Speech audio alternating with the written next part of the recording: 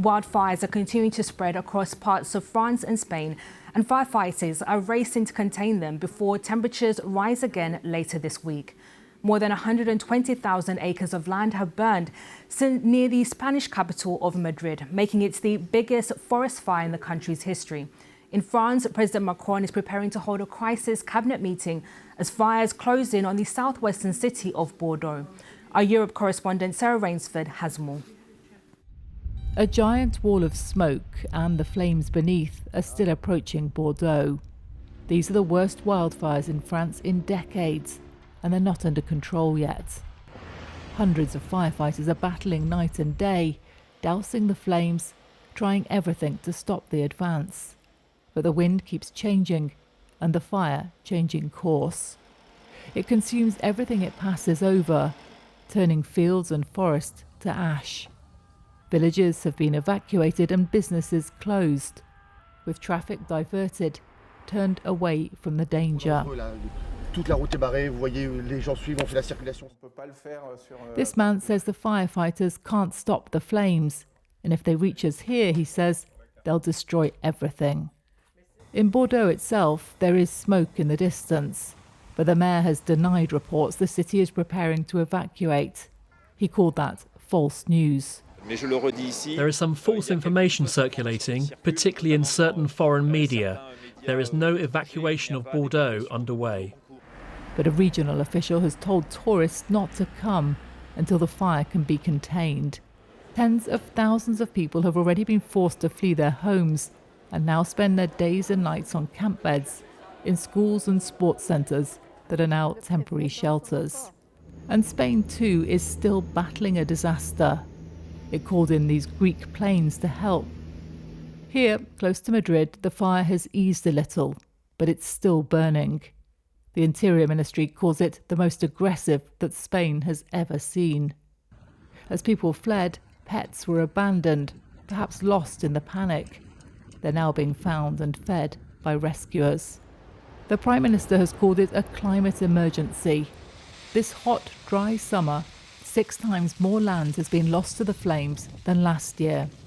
And near Valencia in the east, a new fire is already raging. It's one of a dozen countrywide. Sarah Rainsford, BBC News. Well, let's show you these live pictures we're monitoring from Les Cap Ferret. This is on the coast of the southwestern border region. Of course, that is the focus of attention this morning there in France as firefighters work to tackle that blaze in the southwest of the country that's approaching or close to the city of Bordeaux. Our correspondent in Paris, Hugh Schofield, gave us an update on how the situation has changed overnight. The situation has improved slightly. There was a little rain overnight and winds dropped, and that has allowed the authorities to report a situation which is broadly stable. No major outbreaks. It's an important change because on previous nights we've woken up to hear that things have aggravated badly in the night, with the fire leaping out of control, winds creating conditions where the fire is spreading in all sorts of odd directions, and suddenly new towns under threat and new evacuations being ordered. But last night, none of that. It was stable, which I presume has given the firefighters a chance to feel that they are perhaps taking the initiative in this, in pushing it back. But we'll have to wait and see. And of course, as you've been hearing, the forecast is not good. Tomorrow we have some more very, very hot temperatures, up to 40 degrees, heat wave temperatures, and that is not going to help. Hugh Schofield in Paris. They were also following the situation in neighbouring Spain. An update from officials there is that they're going to start returning fire evacuees on Monday. That's near the capital, Madrid. So we did hear about people who had been evacuated as a result of wildfires happening close to the capital, Madrid. Now we're hearing from officials that they're about to start returning some of the fire evacuees. Well, during a visit to the fire zone in Avila province, west of Madrid, the Prime Minister, Pedro Sanchez, said difficult hours lie ahead. Juan Navarro is a journalist in Bordeaux in Spain and has been visiting affected areas. Earlier, he told us what he'd seen. It's been very difficult for people here because Wherever you go, wherever you drive the car in Avila, in the south of Avila, it's either burning or it burned the other day, the day before. The smoke is surrounding us. Yesterday it was not such a bad day as the day before. Thursday was horrible, painful for these people, for this countryside.